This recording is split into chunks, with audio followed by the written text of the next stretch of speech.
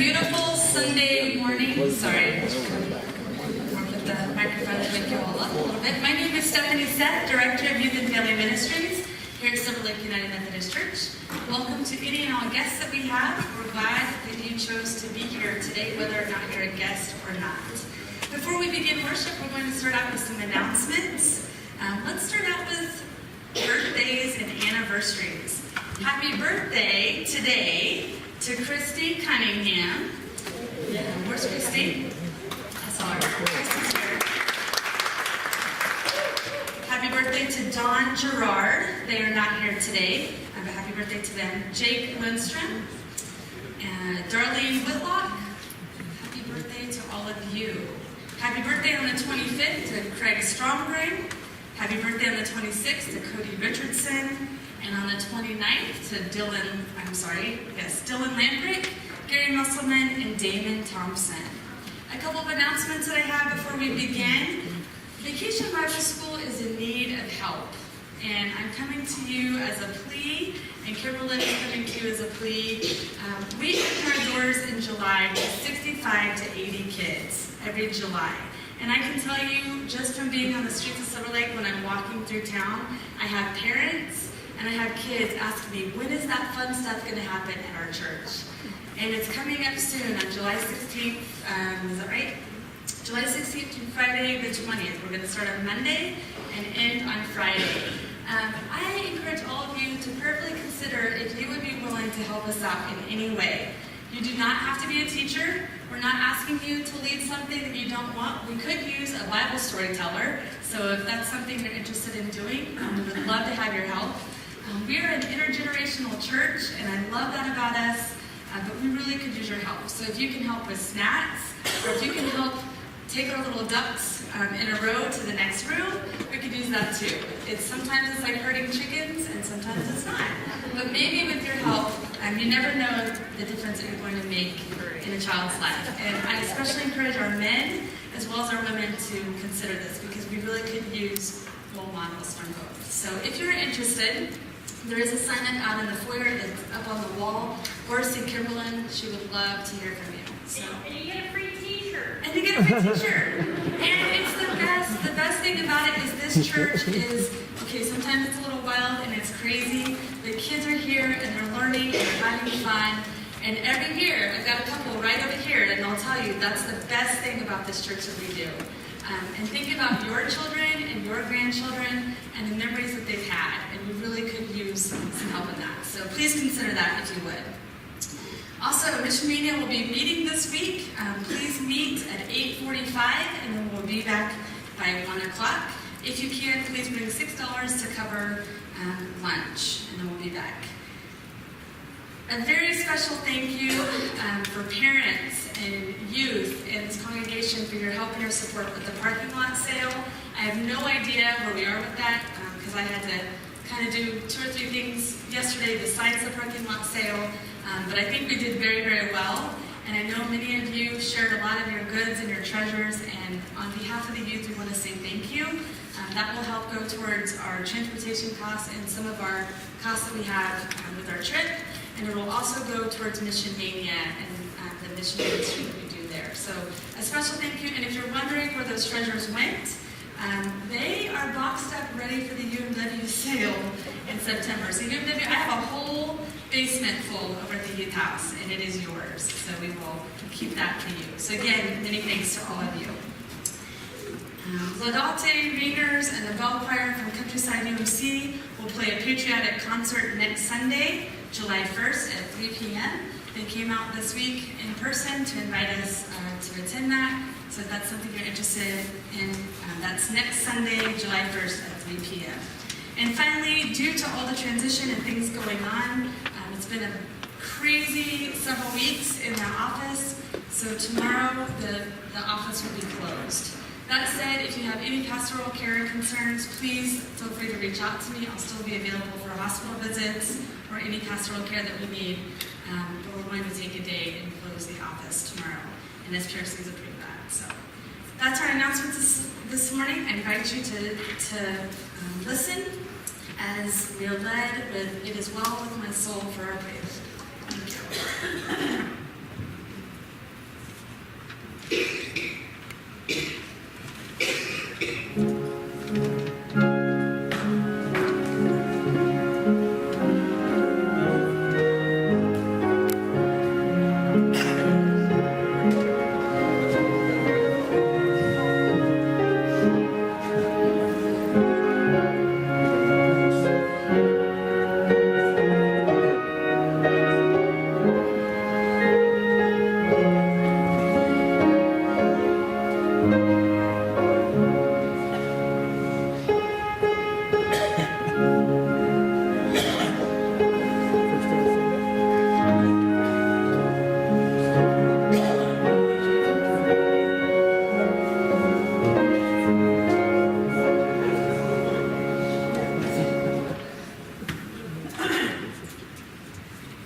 Will you please stand for the spoken call to worship? Strength is commanding the wind and sea to obey. Strength is wielding a slingshot in the face of a raging giant. Strength is accepting vulnerability from inside the boat. Strength is standing in solidarity with the powerless. Strength is turning a cheek. Strength is loving an enemy. We come to worship a God who redefines our vision of strength. Will you please remain standing for Stand Up for Jesus, United Methodist Hymn 514.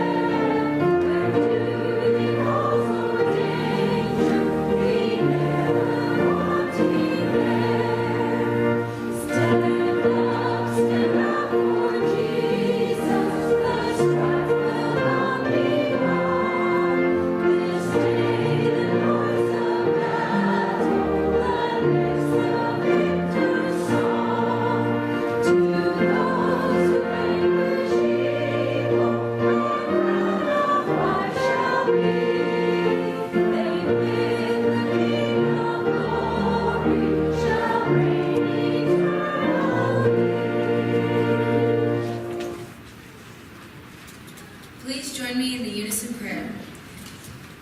O God, we trust you in power to create, to sustain, to enable, but we cannot trust if we do not know that you are always near. Be with us, Lord, as we are gathered here to worship you. Help us not to check our minds or our hearts are political, but enable us to bring all that we are to you, so that we might experience your touch on all aspects of our life. We pray this because of and in the name of Jesus Christ. Amen. Please join in Open the Eyes of My Heart, words found on the screen above.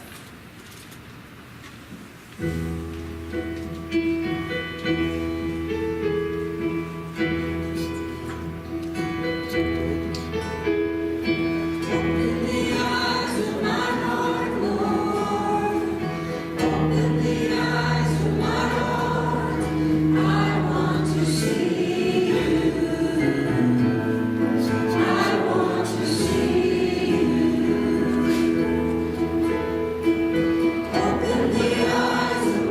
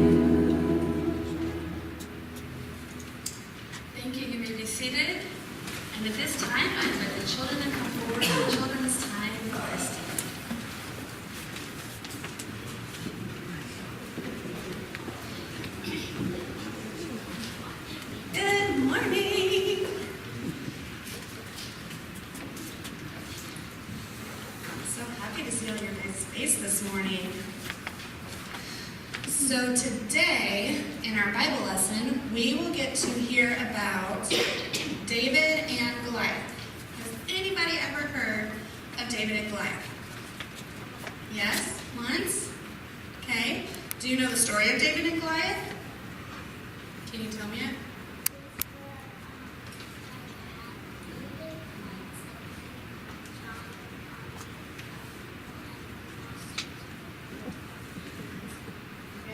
So that's right. Carly says David fights a big army of people, and their master is really, really tall.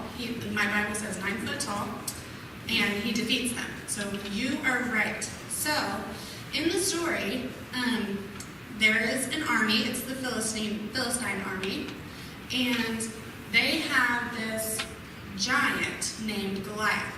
And my notes in my Bible says 9 foot 9 inches tall. So if you can imagine, so if I was standing up and I had like Kyson standing on my shoulders, that would be 9 foot tall. That's how tall that giant would be. So this little boy, David, he was a shepherd boy. So he took care of the sheep, his father's flock of sheep. And this whole Israelite army was fighting the Philistine army with Goliath. But they were scared because Goliath was so huge. So David comes one day to bring them some food, bring the soldiers some food. And he says, "What are you guys scared of?" And Goliath comes out and he says, "I'm going to defeat your army." And David, this little boy David, comes out, and King Saul says, "Will you fight him?" And he gives him his armor. And David says, "I don't need this armor. It's too big for me. It won't help me." So David goes to this little brook, this little kind of creek thing. He picks out 5 stones, 5 little rocks, and he has a slingshot. And little boy David takes on this huge 9 foot tall giant with these rocks and a slingshot. And this one scripture, I want to read it to you guys because I think it's so cool.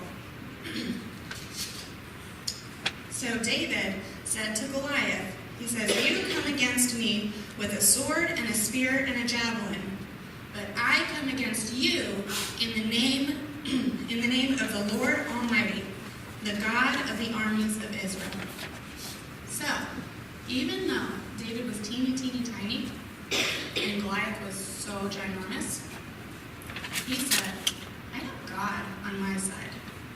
And there's another scripture in the Bible that's one of my very favorites, Philippians 4:13.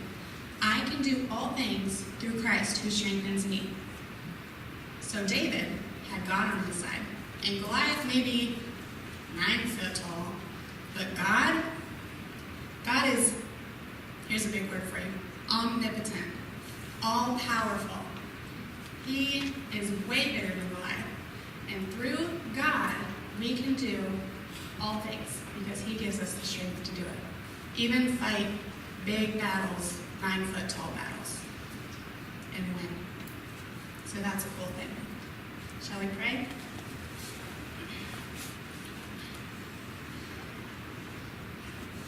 Dear Heavenly Father, thank you for showing us that you love us. Thank you for giving us the strength to handle all the hardships in our life, all the huge, ginormous, 9 foot tall battles that we have in our lives.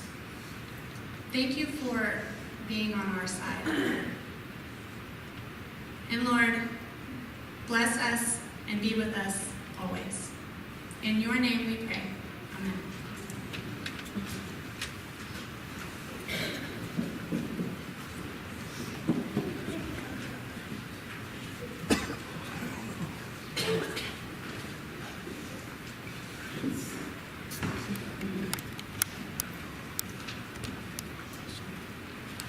The Old Testament lesson for today comes from 1 Samuel 17, chapters 1, 4 through 11, 19 through 23, and 32 through 49. Now the Philistines gathered their armies for battle.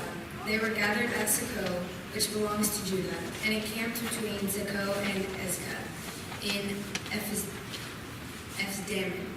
And there came out from the camp of the Philistines a champion named Goliath of Gath, whose height was 6 cubits and a span. He had a helmet of bronze on his head and was armed with a coat of mail. The weight of the coat was 5,000 shekels of bronze. He had greaves of bronze on his legs and a javelin of bronze slung between his shoulders. The shaft of the spear was like a weaver's beam, and the spear's head weighed 600 shekels of iron, and his shield bearer went before him. He stood and shouted to the ranks of Israel, "Why have you come out to draw up for battle? Am I not a Philistine, and are you not a servant of Saul? Choose a man for yourself and let him come down to me. If he is able to fight with me and kill me, then we will be your servants.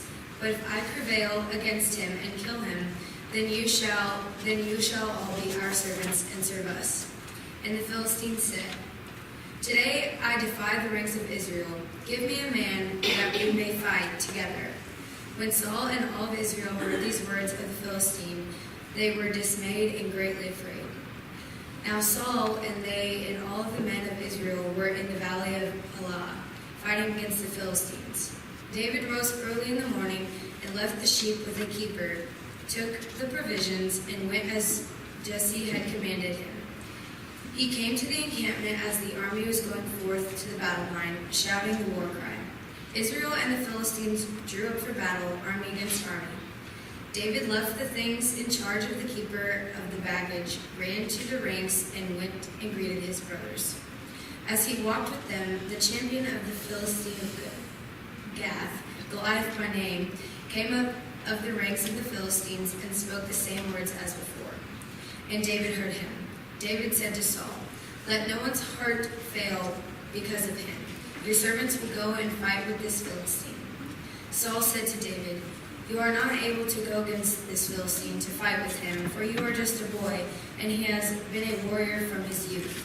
But David said to Saul, "Your servant used to keep sheep for his father, and whenever a lion or a bear came and took a lamb from the flock, I went after it and struck it down, rescuing the lamb from its mouth, and if it turned against me, I would catch it by the jaw, strike it down, and kill it. Your servant has killed both lions and bears, and this circumcised Philistine shall be like one of them, since he has defied the armies of the living God." David said, "The Lord who saved me from the paw of the lion and from the paw of the bear will save me from the hand of this Philistine." So Saul said to David, "Go, and may the Lord be with you." Saul clothed David with his armor and put a bronze helmet on his head and clothed him with a coat of mail. David strapped Saul's sword over the armor, and he tried in vain to walk, for he was not used to them. Then David said to Saul, "I cannot walk with these, for I am not used to them." So David removed them. Then he took his staff in hand and chose 5 smooth stones from the wadi and put them in his shepherd's bag, in the pouch. His sling was in his hand, and he drew near the Philistine. The Philistine came on and drew near to David, with his shield bearer in front of him. When the Philistine looked and saw David, he disdained him, for he was only a youth, ruddy and handsome in appearance. The Philistine said to David, "Am I a dog that you come to me with sticks?" And the Philistine cursed David by the gods. The Philistine said to David, "Come to me, and I will give your flesh to the birds of the air and the wild animals of the field." But David said to the Philistine, "You come to me with a sword and a spear and a javelin, but I come to you in the name of the Lord of hosts, the God of the armies of Israel, whom you have defied. This very day the Lord will deliver you into my hand, and I will strike you down and cut off your head. And I will give the dead bodies of the Philistine army this very day to the birds of the air and the wild animals of the earth, so that all the earth may know that there is a God in Israel, and that all this assembly may know that the Lord does not save by sword or spear, for the battle of the Lord's is the Lord's, and he will give you into our hand." When the Philistine drew near to meet David, David ran quickly toward the battle line to meet the Philistine. David put his hand in his bag and took out a stone, slung it, and struck the Philistine on his forehead. The stone sank into his forehead, and he fell face down on the ground. Today's gospel lesson comes from Mark 4:35-41. Please stand if you are able for reading the gospel.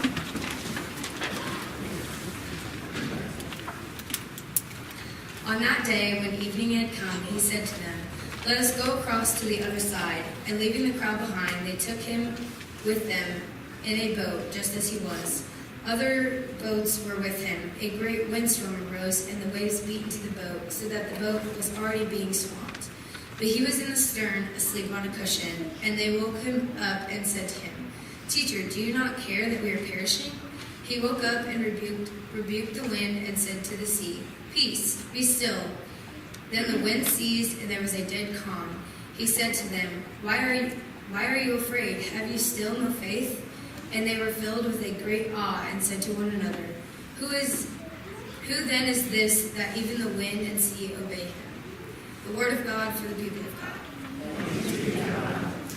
Please remain standing for the musical response, Awesome God. Words found in Faith We Sing, number 2040, or on the screen above.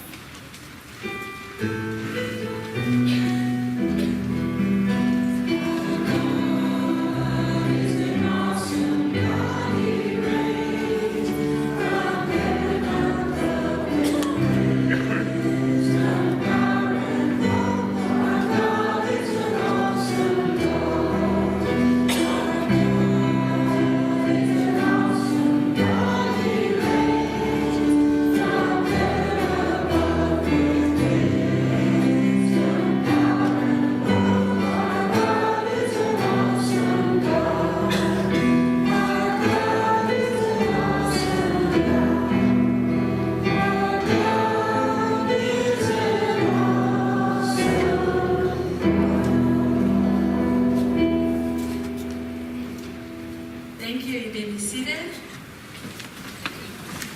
Well, first I'm going to start out and say that Christy did such a good job with the story that I really don't have a sermon, so we could go home early today. But you know me well enough that that's probably not going to happen. All right, welcome to worship again this morning. Today's lessons, which come from our lectionary each week. And I have to admit, the David and Goliath story, I have a love-hate relationship with it. On one hand, it's a great story, and there's some nuggets of information and stones that we can take with us. On the other, as a mother that doesn't like gore and all those yucky boy things, I struggle with not wanting to do this story because I don't want our kids or our congregation to go away thinking that and focusing on all the bloody, gory stuff. But there are good lessons that we can find in the David and Goliath story. And again, if those of you that are unaware, a lectionary is something that each Sunday of the Christian year, there are scriptures. And we can choose as pastors or as clergy or as youth directors to use that for the week, or we can kind of do our own thing. And today I decided to do what was in the lectionary. So we have two stories, a little bit different, but still with a really good message. So David and Goliath. I like this story because maybe it's the fact that I work with youth. But the point in the story when Saul says to David, "You are not able to go against the Philistine to fight with him, for you are just a boy." And he has been a warrior from his youth. Now I know as someone that works with youth and what it was like to be a youth and who sometimes is still confused to be one of the youth when we go places, yes, that really does still happen. Not as much. In fact, I used to dislike it and hate it. Now I kind of wish it would happen more as I get closer to my 40th birthday next month. I really kind of wish that time would come back. But the youth remind me I'm not in my youth anymore. But I like this story because, yes, Saul says to David, "You are just a boy." Now, maybe we can't relate to that. Those of us that are older and past our youthhood, clear up to whatever, maybe we can't relate to that. But can we relate to anybody telling us, "I'm sorry, you cannot do this," or "That's not appropriate for you to do," or "Don't wear that. That makes you look too young. That makes you look too old. You're not acting like a typical middle-aged woman. You need to live into that." Can you think of those times when you were told you could not do something?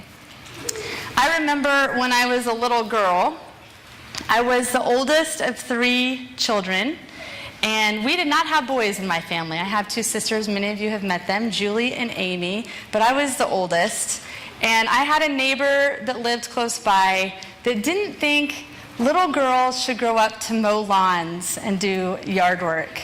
Well, what my parents quickly discovered is I didn't have any brothers, and someone has to get it done, and my dad would have to work, so I would always be out there with him. But I remember being told, you can't do this because you're a girl.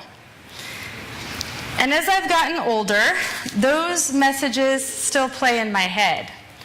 Even in my journey towards ordained ministry, with my hope of being an ordained pastor, clergy person, my end goal hopefully is to be a hospital chaplain. That's something, my goal would be, what I'd love to do is work at a children's hospital. With everything that we've been through with Kyson, and living in a Ronald McDonald house, being surrounded by people that are dealing with some really hard challenges, and knowing what some of those challenges are like, but also knowing what it's like to struggle with my faith. But still, even in the United Methodist Church, where it's okay to be a woman pastor, I still hear, but you're a woman, and you shouldn't be a preacher. So I like this story because David ignores that.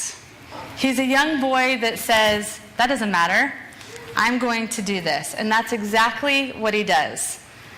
So he puts on all of this armor that is given to him by Saul. He tries to look as much like Goliath as he possibly can, knowing that he needs everything to protect him. But like most little boys putting on heavy armor, he realizes that it's a little too heavy. And I just kind of, when I think of the story and when you were reading the story, I think of a little David trying to walk with bronze shoulders and moving. Or maybe your kids have dressed up in your clothes, and what's that like as they have their high heels and they're trying to dance across the floor. That's what I think about David and how he walked through. But David knew that he had the armor of God. And so he decides, that doesn't matter. I'm going to take off my armor and I'm going to fight Goliath myself, because God is my armor. And so David strips off that armor, and as we have heard, and I won't repeat it too many more times, he takes those 5 stones and he slings it at Goliath, and Goliath falls to the ground. So what are some important lessons that we can learn from David and Goliath? First of all, we can learn that sometimes people are going to try to knock us down. People are going to try to tell us that we can't do something, cannot not a word, cannot do something because we're too old, too young, too fast, too slow, too big, too small, too whatever. But to remember that God has a plan for us. And sometimes if God puts something in our spirit, I like to think of it, and maybe I'm using it as a bad excuse, but I think of it as whatever is in our heart when we're called to do something or to be something, that is something that God has placed within us. And we do have a choice what we do with that. Some of us choose to rise to that occasion and to express it and to go in ministry or to be something. Others of us find quiet ways that we can do that. But today I also invite you to think about how you have that armor around you. What protective barrier do you have around you to keep you safe? What are you holding around your soul and around who you are to protect you from getting hurt and being ridiculed? What kind of things do you need to let go of and to let go of the weight that you're carrying? Those are only one set of things that I thought about. In today's second gospel lesson in Mark chapter 4, 35 through 41, which is kind of bizarre to me that they put these 2 stories together, but I think I get the point of them. We see that there's a bunch of disciples that are on a boat, and the storm is raging, and they are fearful, and they are scared, and the boat is swamped, and they're worried. And they cry out, "Teacher, do you not care we are perishing?" Because what is Jesus doing? Somebody tell me, what is Jesus doing? Jesus is sleeping. Jesus is sleeping. And here they are, and a storm is brewing, and Jesus doesn't seem to be afraid. And Jesus says, peace, be still. Why are you afraid? Have you still no faith? Have you still no faith? Friends, today I'd like you to stop and think about, what are the turbulent waters that you have rising in your boat? What are the issues that you have to deal with? What armor are you putting around your heart? And are you so encompassed in trying to figure it all out yourself, not realizing that if you just shed your armor and you show your authentic self and you go to Christ and you say, here I am, Lord. My life is a mess. And I finally realize I can't do it all. I finally realized that I cannot keep all the balls up in the air. Now, recently I was at the dentist office in Topeka, and she was asking how things are going, how's my life. She likes to keep up on Facebook. She likes to laugh about my life and all the crazy things that my family's doing. And she just says, I just don't know how you do it. And I told her, I said, well, to be totally honest, I feel like I'm juggling balls, and half of the balls are on the ground, and the other half are up in the air. The balls, as far as like I'm doing well in school, I feel like I'm keeping up on work, I'm studying harder than I've ever studied in my entire life. I'm pretty sure of that. But sometimes I feel like I'm failing on the other side. I'm there for my kids, I'm with them, but sometimes my brain just feels like it's everywhere. Oh, and I'm really failing at cooking at home, and if it wasn't for my husband, we'd probably be starving right now. But other than that, life is good. Life is really good. But I am stressed, and I worry every day about, am I making the right decisions? Is it okay to be a working mom? Can I be a mom? Can I work and still be there for my kids? Am I doing enough for my church? Am I doing this for the right reasons? Where is my God time? And so I'm having this religious conversation with my dental assistant, which is pretty funny to me. And we're talking, and then my dentist walks in, and he overhears some of the conversation. And he says, yeah, Stephanie, I hear you talking about having all your balls up in the air. And he's like, here's something that someone told me once, and I want you to listen, and I want you to remember it, because it's what helps me with everything that I have going on. He goes, when you're juggling life, and you're juggling your balls, you're going to have some glass balls, and you're going to have some rubber balls. And some of you may know this. And the important thing is to remember, as you're juggling your balls, that you remember and know which one are your glass balls and which ones are your rubber balls. Which balls are going to bounce and not break when you drop them, and which balls are glass and going to shatter. And your glass balls are your health and your family and your unity and your spiritual walk and all of those things. Your rubber balls are, you forgot to make a certain sandwich for your kids and you may have been 5 minutes late to pick them up. Those are your rubber balls. But to remember that none of us can juggle our balls 24/7. There comes a time when we're slow and we're tired. And in that time, when you find yourself juggling and you have a hard time doing it, remember that usually there's someone in the background waiting to come up and to take over. Like when the juggler has someone else come forward and they trade places, and so they're juggling, and then pretty soon they bounce over to the other, and then you've got two people juggling your balls. Maybe that's your spouse, maybe it's your family, maybe it's your friends, or maybe it's your church. And friends, it has been an extremely busy couple of weeks here. I have to admit, I have a little joke of, I'm always the one that gets to preach when the party's over. I'm the one that preaches on New Year's Day. I'm the one that preaches after Christmas when everyone's tired and just really having a hard time with their spirit. I'm the one that comes in tired and hard with my spirit too, to kind of bring us forward. And even now, as we're in transition, where we have a pastor, but we don't really have a pastor, and we're kind of in transition, and I'm kind of here to kind of keep us going. My title today is Endurance. And friends, we have been blessed in the United Methodist Church that we have the opportunity to have pastors that come here. When Pastor Lucas came here, I remember it was so funny. I heard somebody say, "Oh, we're getting a young one." Oh, you know what it's like with those young ones. We gotta be careful at that, because I just hope that he knows. I hope he reads that Bible and knows what that Bible is. And then Lucas got here, and that very first sermon that he did, and I remember thinking, I think we're ready for Yale ourselves, because it kind of scared me the first time he gave. And of course, and Lucas and I had talked about this is not a secret. And then as he went along, and before he left, he was right there with us. Instead of standing at this pulpit, he was down here with each of us. And friends, I'm here to say that we are the church. And all of us have things that were going on in our lives.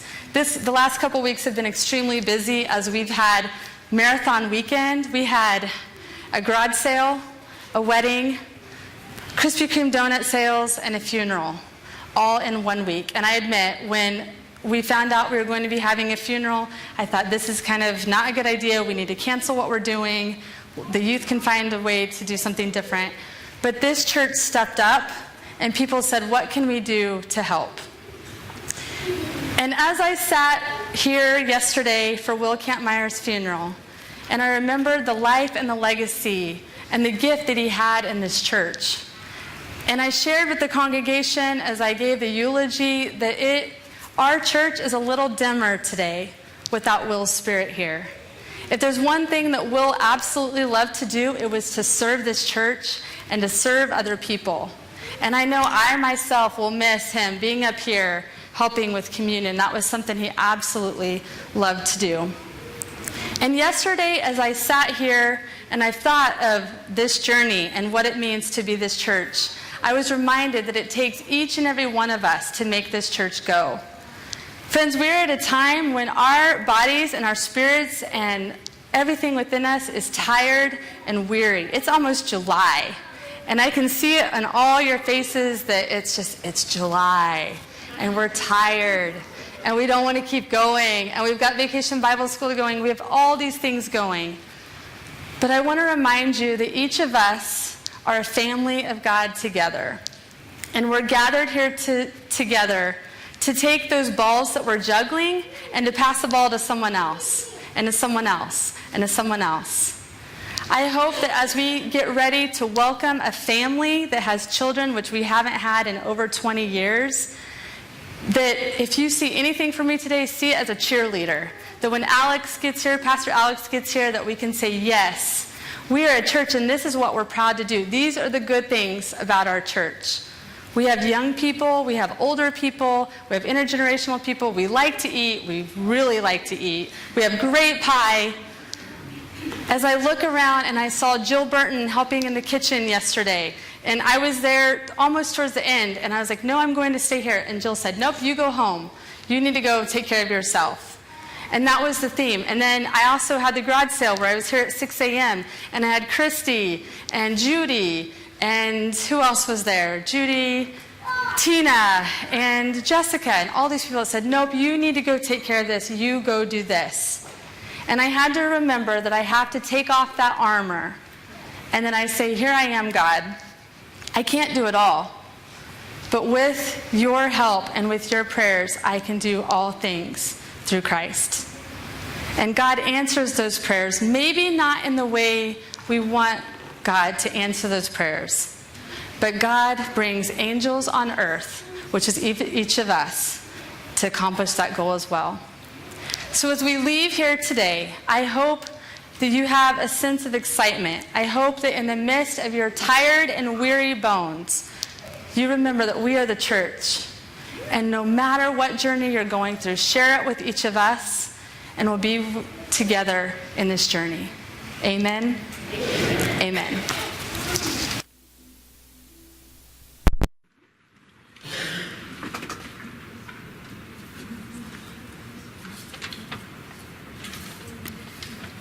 Will you please join with me hymn number 525, We'll Understand It Better by and By.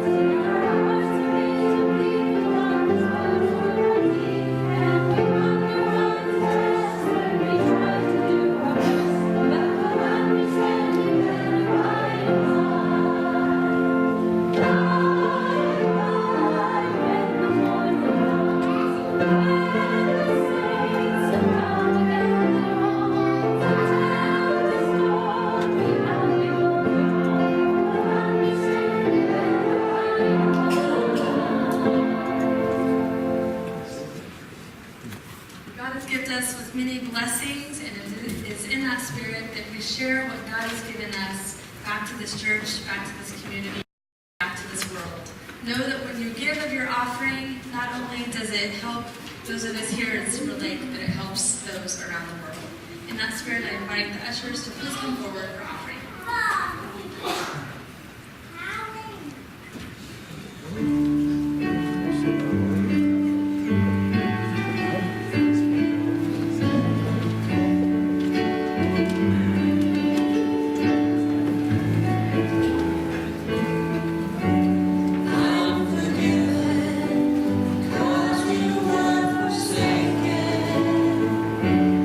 I'm accepted.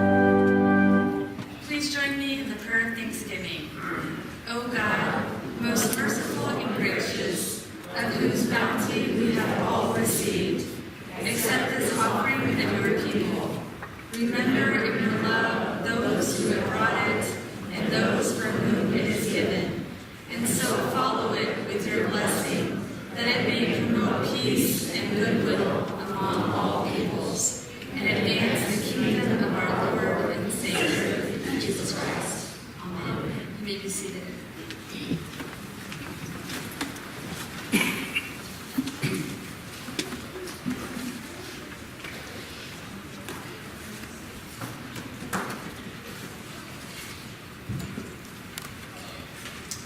Please be sure to take a look at the In Our Prayers page. There's several people in our church family that are listed there.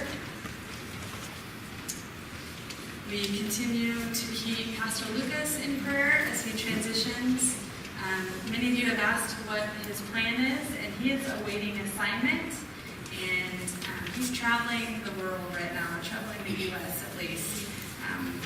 So we probably will be August before he gets his assignment, so we pray for him. And we pray for Pastor Alex and his wife Gina and their 3 little girls as they're excited about moving to Silver Lake, but it's had a few bumps in the road, getting moving companies and all those fun things. When you're a UMC pastor, July, the last 2 weeks of June and the first week of July or 2 are stressful because that's when everyone moves. So trying to find a moving company to move has been kind of difficult. So we pray for him and his family as they say goodbye to their home and they start a new life here. He will be here next Sunday, so I'm excited for that, and I hope all of you will be here as we welcome him next Sunday. But please keep them in prayer. Also, please add Mary Ann and Carl Smith to your prayer list. They are at Presbyterian Manor. Also, please keep Donna, Gina, and all their family in prayers as we celebrated the life of Will yesterday. The next coming days and months will be difficult for them, so we keep them in prayer as well. Please join me in a musical call to prayer.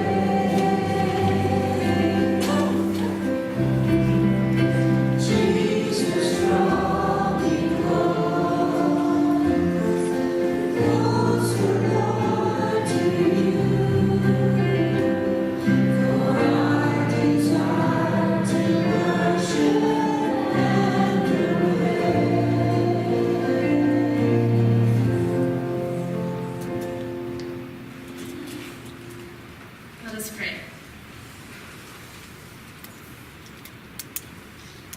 Gracious and loving God, we thank you for this beautiful day. We thank you for the rain and the rain that is coming that is so desperately needed for the crops. We ask, oh God, that you continue to be with the farmers who are working the land. Please bring rain if at all possible. We give you thanks, oh God, for the birds and trees and the grass that's growing. We thank you for the summer days where we can stop and enjoy the sun and nature around us. We thank you, God, for this church and the ministry that happens within these walls, but also beyond these walls. I thank you, God, for your servants and your people that make things happen here in this church and in this world. God, we know that we've been called to be your disciples, to do your work here, but especially out there. May our eyes and our ears be open to those who are crying out for help. May we hear the cry of the hungry and the needy. May we reach out to those who are needing a safe place to sleep tonight. May we be with those, God, who are struggling with life's issues and demands. Be with those who are struggling with marriage and relationships. Be with those who are struggling with work issues and conflict. God, be with each of us as we continue on this summer journey, feeling tired and weary. May our spirits be renewed. May our thirst be quenched. May our prayers be answered not by just expecting you to do all the work, but by finding each of us that can help fill in those gaps to help other people. May we continue to work towards a world at peace when right now it feels like a world of chaos. May you be with families who have conflict. May you be with those who do not yet know your name or may not know your power. May you be with each of us, God, as we know that no matter where life brings us, no matter how far we're turning away or turning towards you, you never go away. You're omniscient. Your power and you are faithful. And we give thanks to you for all the glory and honor you bring to our lives. We pray all these things, God, as we pray the prayer you taught us. Our Father, who art in heaven, hallowed be thy name. Thy kingdom come, thy will be done, on earth as it is in heaven. Give us this day our daily bread, and forgive us our trespasses, as we forgive those who trespass against us. And lead us not into temptation, but deliver us from evil. For thine is the kingdom, and the power, and the glory forever. Amen. Will you please stand for hymn number 522, Leave It There.